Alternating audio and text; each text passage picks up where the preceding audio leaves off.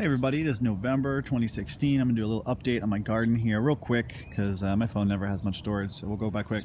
This is the sweet potato pot here. I put one set of purple sweet potatoes, and the greens are growing fantastically. It's November and I can get fresh greens from my garden without having to water or fertilize. It's awesome. Everyone should be growing sweet potato greens and eating them. Not so great raw, but you cook them as a pot herb and they don't have much taste. Kind of just have like a spinach sort of texture and taste, and of course you can eat the tubers, which is great. Growing lots of stuff here. This is a little warm microclimate because it's southeast facing, so it gets a lot of morning sun.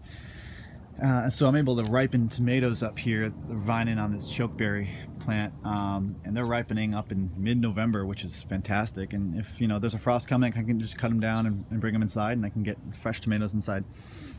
There's lots of just random things. I got the chokeberry right here, which is flowering right now. I think it thinks it's spring, and it's actually fruiting. I don't know if you can see, but there's berries on those that I guess these have been pollinated. So it's a little confused, but it'll be fine. A lot of figs back there. The figs haven't been doing so well. This variety, the brown turkey, not so good, but the Celeste and the Chicago Hardy are much better.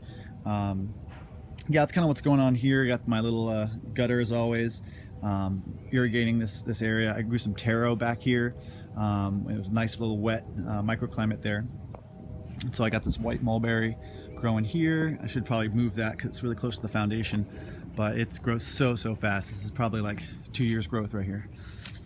All right, walking in the back here.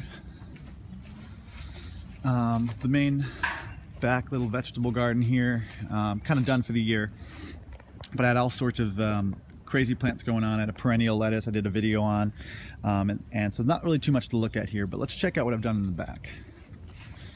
I've mulched this entire area with wood chips. This is probably an entire huge tree's worth of wood chips that I've mulched and inoculated with King Stropharia mushrooms.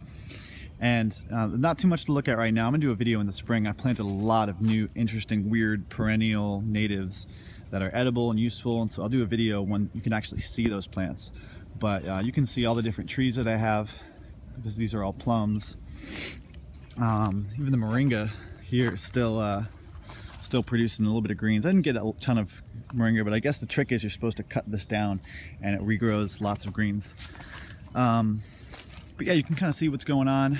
It's kind of fall, it's kind of the end of the season here, but hopefully I should get a crop of some, maybe not some King Stropharia, but I'll get some wood ear mushrooms. The wood ears come from the pecan wood, which is right here. This pecan tree is loaded, or it was loaded, and now it dropped all of its nuts. I've been collecting them and selling them to local restaurants, which has been fun. I planted a ton of pawpaws here. I did this cool thing with my community. I posted on Facebook about pawpaw trees and seeing who wants them. So I made an order from Oikos, O-I-K-O-S Tree Crops, and bought 30 of them for, or no, I think it was 25 for 30 bucks. So really good deal.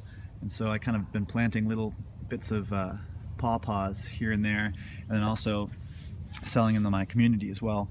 And this fence that the neighbor put up, this fence that the neighbor put up is really actually useful for growing pawpaws, so it kind of worked out.